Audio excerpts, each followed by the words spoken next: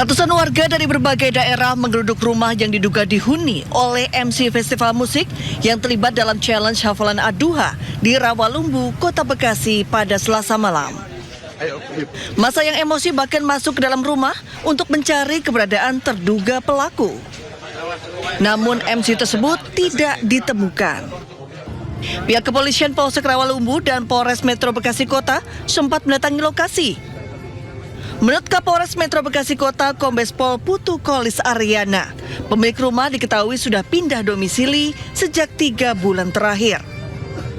Juga menyampaikan kepada masyarakat agar menyerahkan penanganan ini kepada pihak kepolisian. Kita sudah melakukan upaya-upaya penyelidikan, baik itu Polres Metro Jakarta Utara, Polda Metro Jaya, dan Barreskrim Polri. Nanti tentunya update-nya akan disampaikan. Sementara dugaan penistaan agama masih dalam penyidikan Polda Metro Jaya, Polres Jakarta Utara, dan Barreskrim Polri. Sebelumnya video dugaan penistaan agama terjadi dalam acara festival musik di kawasan Ancol, Jakarta Utara dan viral di media sosial. Salah satu stand produk minuman keras diduga menantang pengunjung menghafal surat Ad-Duha dengan hadiah 1 botol minuman beralkohol. Dari Bekasi, Jawa Barat, Rahmat Hidayat, iNews melaporkan.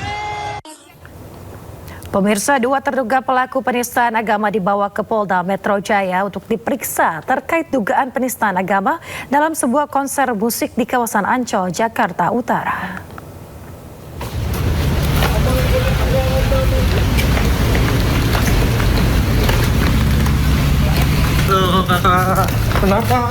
Dua terduga pelaku penistaan agama berinisial R dan E dalam sebuah konser musik di kawasan Ancol, Jakarta Utara tiba di Polda Metro Jaya pada Rabu malam.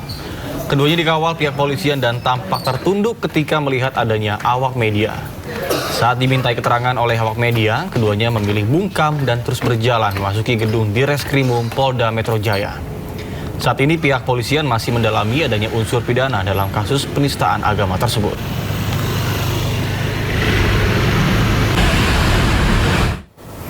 Ya, pemirsa, sebelumnya polisi tangkap 2 terduga pelaku penistaan agama tantangan hafalan Al-Quran hadiah miras dalam acara festival musik di kawasan Ancol, Jakarta Utara. Ya, sementara itu MUI menghimbau kepada masyarakat agar tetap tenang dan tidak main hakim sendiri.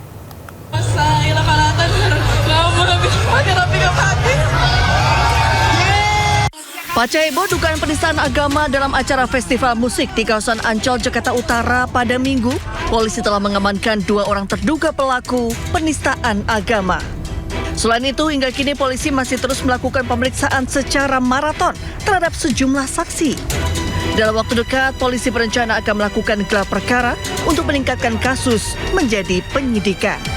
Kedua terduga pelaku terancam dengan pasal 300 atau 301 dengan ancaman kurungan maksimal 5 tahun penjara. Untuk terduga pelaku penistaan saat ini sudah diamankan di Polres Metro Jakarta Utara.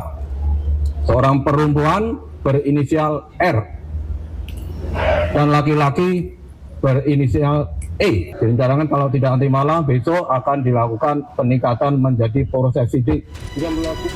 Didampingi Wali Kota Jakarta Utara, pihak MUI juga telah melaporkan adanya kasus penistaan agama ke Polres Metro Jakarta Utara dan meminta polisi dapat menindak dengan cepat dan transparan.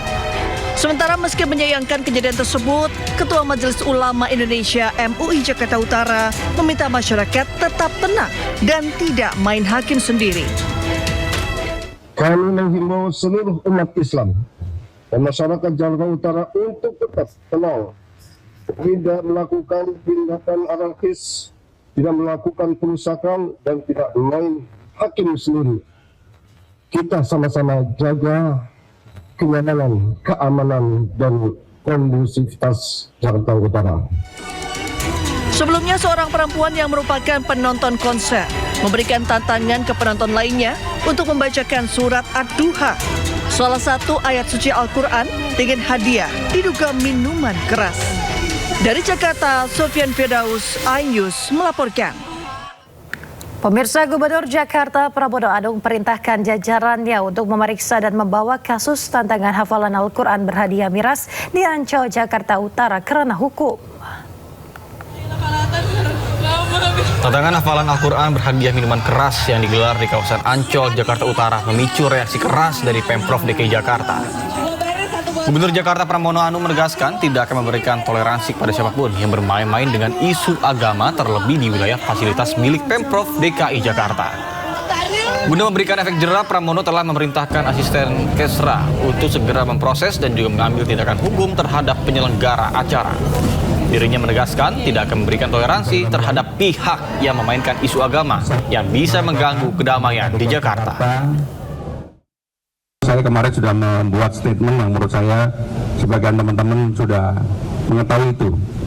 Tetapi yang paling penting adalah satu, ini nggak boleh terjadi lagi. Siapapun yang mengadakan acara, apalagi di tempat yang difasilitasi oleh atau tempat pemerintah DKI Jakarta, misalnya Ancol. Walaupun saya tahu pasti Ancol nggak tahu sama sekali dengan peristiwa ini, tetapi apapun kan ini terjadi di Ancol. Sehingga dengan demikian tadi saya sudah langsung kemarin kepada Pak Asisten Kesejahteraan Rakyat untuk ini diproses, diambil tindakan hukum. Kita nggak ada kata maaf untuk orang yang Jakarta yang sudah tenang, sejuk, aman, nyaman, orang bermain-main dengan agama yang menurut saya sangat sensitif sekali. Demikian, terima kasih. Wassalamualaikum. Kita beralih ke informasi lain. Pemirsa, ekshumasi makam Sutrimo, orang dekat ex Jampitsus Febri Adriansyah, akhirnya digelar pada Rabu pagi.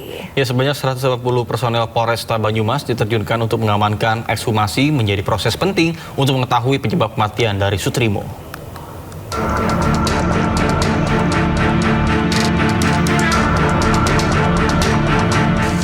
Puluh hari setelah kematian, akhirnya makam Sutrimo dibongkar. Proses ekshumasi dimulai Rabu pagi mulai pukul 9.30 di pemakaman Bantar Agung, Desa Ulahar, Kecamatan Wangon, Banyumas, Jawa Tengah. 180 personel Polresta Banyumas disiagakan menjaga ekshumasi dan sejumlah petugas penggali dilibatkan. Ekshumasi dan otopsi juga melibatkan tim gabungan Perhimpunan Dokter Forensik dan Mediko Legal Indonesia, ahli laboratorium forensik, ahli toksikologi, ahli DNA, serta hispatologi anatomi. Proses ini dilakukan dengan 3 tahap. Pembongkaran makam, pemeriksaan luar untuk memastikan identitas jenazah sesuai permintaan penyidik, dan pemeriksaan bagian dalam. Jadi pada saat ini kami sampaikan keluarga almarhum sudah memberikan izin, memberikan restu secara resmi untuk dilakukan ekshumasi pemeriksaan jenazah untuk mengetahui riwayat medis maupun apa yang akan kita harapkan di dalam penemuan ini oleh tim gabungan dokter forensik. Pemeriksaan juga dilakukan pada kondisi makam, jenis dan kontur tanah, ukuran makam, serta mengambil sampel tanah. Tim juga mengambil sampel jenazah untuk diperiksa dan dianalisa di laboratorium untuk mengetahui penyebab dan cara kematian. Berdasarkan